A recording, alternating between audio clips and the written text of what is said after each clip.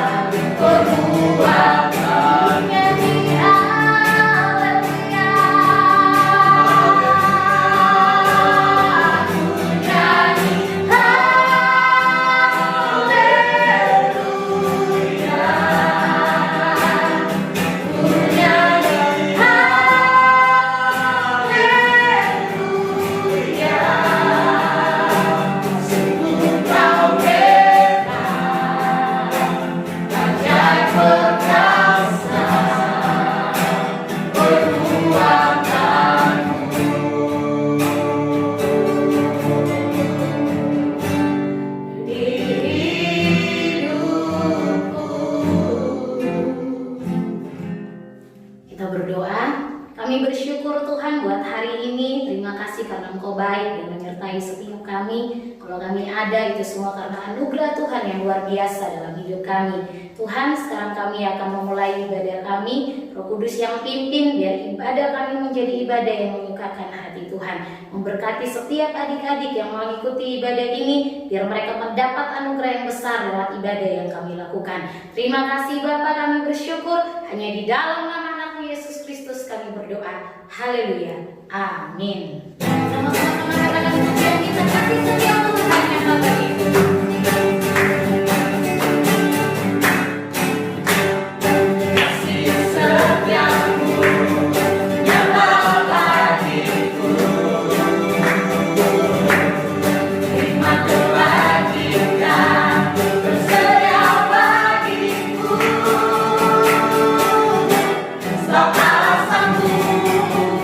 Limpahkan segalanya.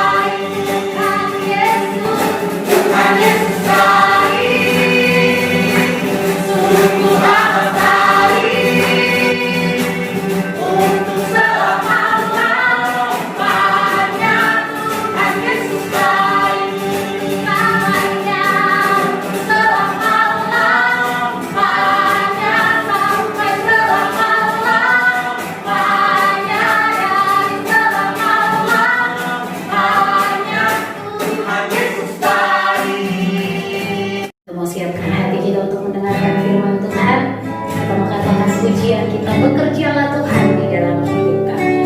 Kami milik-Mu Tuhan. Bekerjalah Tuhan di dalam hidupku.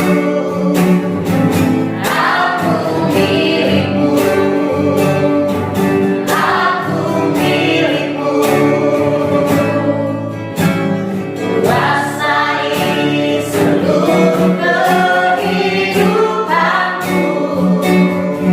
Semua milik-Mu. Hanya untuk-Mu. Sekali dengan bekerjalah Tuhan.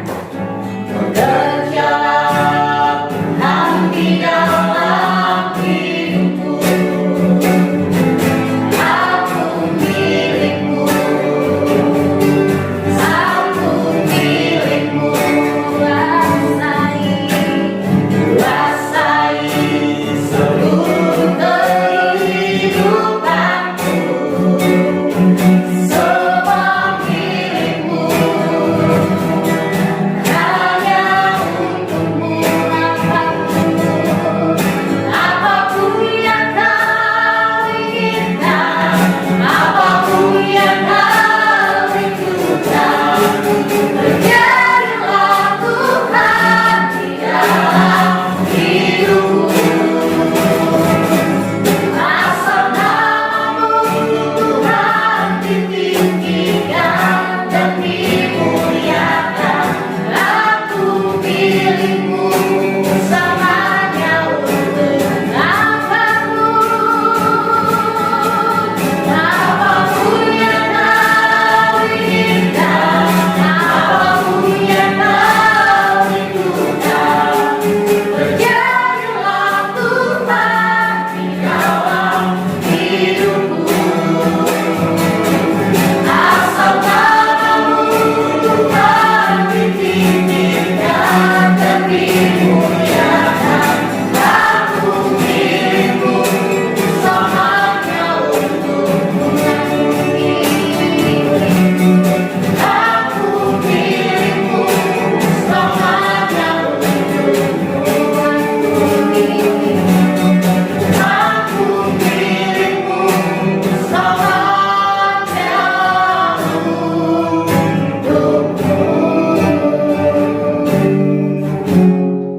Adik-adik, kita sudah memuji dan memuliakan nama Tuhan. Sekarang tiba saatnya kita akan mendengarkan kebenaran firman Tuhan. Sebelum kita mendengarkan firman Tuhan, mari kita berdoa. Tuhan Yesus yang baik, terima kasih kami sungguh mengucap syukur kepadamu. Karena atas penyertaan dan pemeliharaan-Mu kami masih ada sampai dengan saat ini. Kami sudah memuji dan memuliakan kebesaran nama-Mu Tuhan Yesus. Sekarang tiba saatnya kami hendak mendengarkan kebenaran firman-Mu. Biarlah firman-Mu menjadi kekuatan di dalam kehidupan kami. Kami percaya bahwa firman-Mu akan meneguhkan iman kami, sehingga kami bertumbuh menjadi anak-anak yang dewasa di dalam iman. Terima kasih Tuhan Yesus, terima kasih. Inilah doa dan permohonan kami, hanya di dalam nama Tuhan Yesus Kristus yang adalah sahabat anak. Kami sudah berdoa dan bersyukur. Haleluya. Amin. Salam adik-adik kelas tunas remaja dan kelas pelajar. Pada saat ini kembali kita berkumpul kembali bersama-sama walaupun kita dipisahkan oleh jarak. Namun kita percaya Tuhan ada di tengah-tengah kita dimanapun adik-adik semua berada. Hari ini Kak Marlin mau menyampaikan firman Tuhan yang saya ambil di dalam Roma 12 ayat yang pertama dan ayat yang kedua. Demikian firman Tuhan. Karena itu saudara-saudara, demi kemurahan Allah, aku menasihatkan kamu supaya kamu mempersembahkan tubuhmu sebagai persembahan yang hidup, yang kudus dan yang berkenan kepada Allah. Itu adalah ibadahmu yang sejati. Janganlah kamu menjadi serupa dengan dunia ini, tetapi berubahlah oleh pembaharuan budimu, sehingga kamu dapat membedakan manakah kehendak Allah, apa yang baik, yang berkenan kepada Allah, dan yang sempurna. Kali ini Kak Marlin memberikan judul firman Tuhan, berani tampil beda. Ya, apa sih arti daripada berani tampil beda itu, yaitu suatu cara yang dilakukan oleh seseorang sehingga kehidupan sungguh-sungguh berbeda dengan orang lain. Ya, karena apapun yang ia lakukan sesuai dengan firman Allah. Jadi itu yang dikatakan hidup tampil beda. Jadi ada beberapa contoh di dalam Alkitab. Ya, yang pertama adalah Nuh. Dia hidup tampil beda pada zamannya, sehingga hidup Nuh diselamatkan oleh Tuhan dari air bah, dan semua orang yang melakukan kejahatan ditenggelamkan oleh Tuhan melalui air bah itu. Jadi Nuh adalah orang yang sungguh-sungguh tampil beda, orang yang sungguh-sungguh percaya kepada Tuhan. Dan yang kedua adalah, contoh yang kedua adalah Yusuf. Yusuf adalah seorang yang baik di mata Tuhan dan yang berkenan di hadapan Tuhan. Di mana suatu ketika Yusuf digoda oleh Potifar, istri dari Potifar, ya, untuk tidur bersama-sama dengan dia di kamar. Namun Yusuf berani menolak. Oh, saya tidak mau. Sehingga Yusuf lari. Dan walaupun pada akhirnya Yusuf dimasukkan di dalam penjara, tetapi atas rencana Tuhan, Tuhan menjadikan Yusuf menjadi orang nomor 2 di Mesir. Kenapa? Karena Yusuf tampil beda. Dan yang ketiga adalah, contoh yang ketiga adalah Sadrak, Mesak dan Abednego. Ya, di mana waktu zaman Raja Nebukadnezar menyuruh semua orang untuk menyembah patung yang dibuat oleh tangannya sendiri. Dan barang siapa yang tidak menyembah patung itu, maka akan dihukum, yaitu dibuang di dalam api yang begitu panas. Firman Tuhan katakan 7 kali lipat lebih panas dari api yang selama ini kita lihat ada di rumah yang apinya, tapi panasnya 7 kali lebih. Dan waktu itu Sadrak, Mesak dan Abednego, mereka tampil beda. Mereka menolak menyembah patung itu, dan mereka berkata, ya, walaupun nyawa kami, ya, terancam, namun kami tidak akan menyembah patung Tuanku Nebukadnezar itu. Pasti Tuhan Allah menyelamatkan kami dari ancaman ini. Nah, inilah contoh-contoh yang orang yang hidup tampil beda, ya, mempertahankan imannya kepada Tuhan. Nah, sekarang kita, zaman sekarang ini kita harus hidup tampil beda di tengah-tengah dunia yang semakin jahat ini. Anak-anak tunas remaja dan kelas pelajar, tunjukkan bahwa kamu adalah orang yang percaya dan sungguh-sungguh kepada Tuhan. Lalu mungkin adik-adik bertanya, bagaimanakah, ya, cara untuk hidup tampil beda itu, supaya saya juga bisa tampil beda di tengah-tengah di mana saya hidup dan tinggal. Nah, Kak Marin memberikan ada 4 cara bagaimana kita supaya kita hidup menjadi tampil beda. Ya, yang pertama adalah jangan melupakan Tuhan.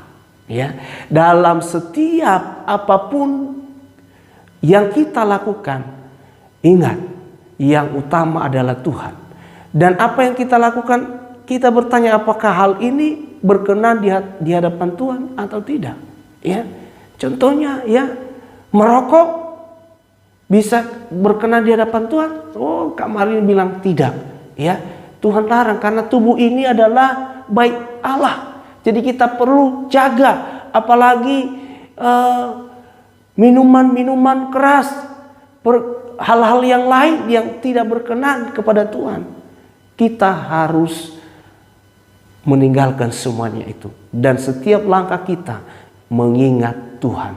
Oh, ada Tuhan bersama-sama dengan saya. Jadi itu rahasia yang pertama. Rahasia yang kedua, ya, anak-anak kelas tunas remaja dan pelajar.